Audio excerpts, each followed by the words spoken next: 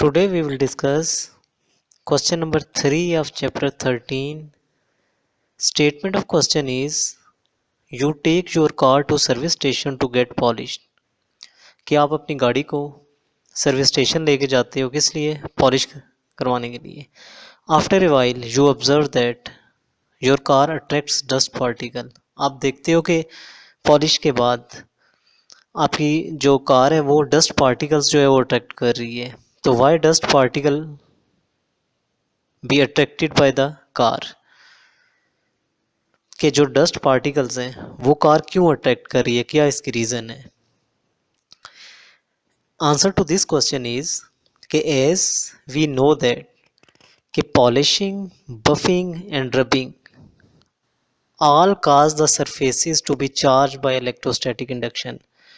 कि हम जो पॉलिश कर रहे होते हैं या किसी चीज़ को बफ कर रहे होते हैं या किसी चीज़ को रब कर रहे होते हैं तो इलेक्ट्रोस्टैटिक इंडक्शन की वजह से उस सरफेस के ऊपर चार्ज आ जाता है. तो similarly in this case during the process of polishing charges will be induced on the surface of car and those charges attract small oppositely charged particle of dust floating in the air. तो जैसे ही हम polish कर रहे होंगे तो rubbing cause the surface of car to be charged.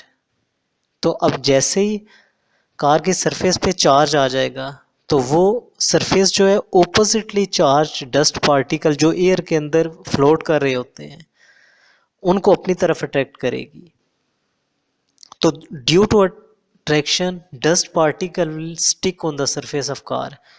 तो अब अगर डस्ट जो कार की सरफेस है वो अगर पॉजिटिवली चार्ज है तो वो नेगेटिव डस्ट पार्टिकल्स को अपनी तरफ अट्रैक्ट करेगी और वो डस्ट पार्टिकल्स जो हैं वो कार की जो सरफेस है या जो उसकी बॉडी है उसके ऊपर स्टिक होते जाएंगे.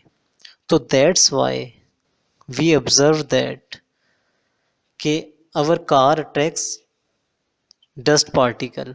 तो तभी हमें हमारी ऑब्जर्वेशन में आता है कि जो कार है वो जो डस्ट पार्टिकल्स हैं उनको अट्रैक्ट कर रही है अपनी तरफ, अपने ऊपर स्टिक कर रही है.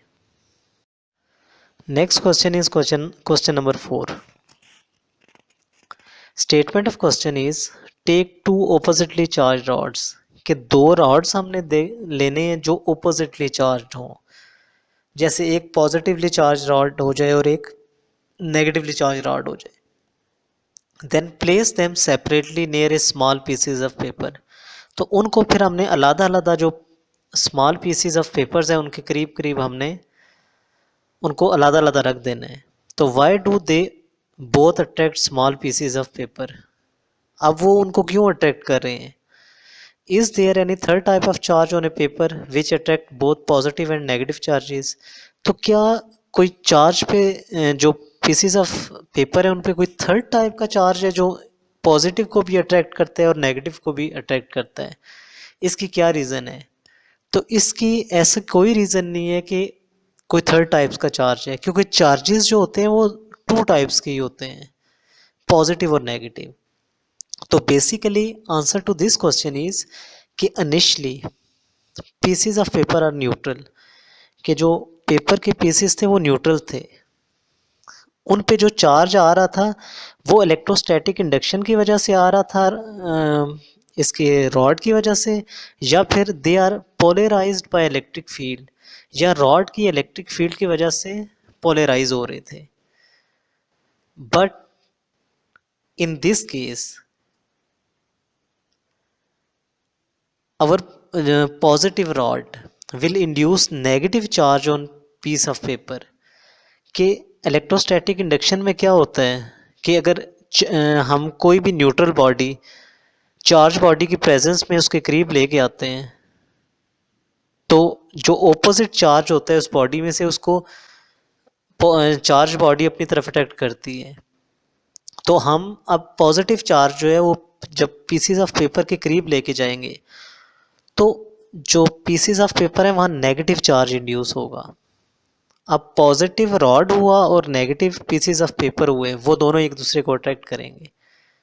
सिमिलरली अगर हमारे पास नेगेटिवली चार्ज रॉड है तो वो पॉजिटिव चार्ज इंड्यूस करेगा पीसीज ऑफ पेपर पे।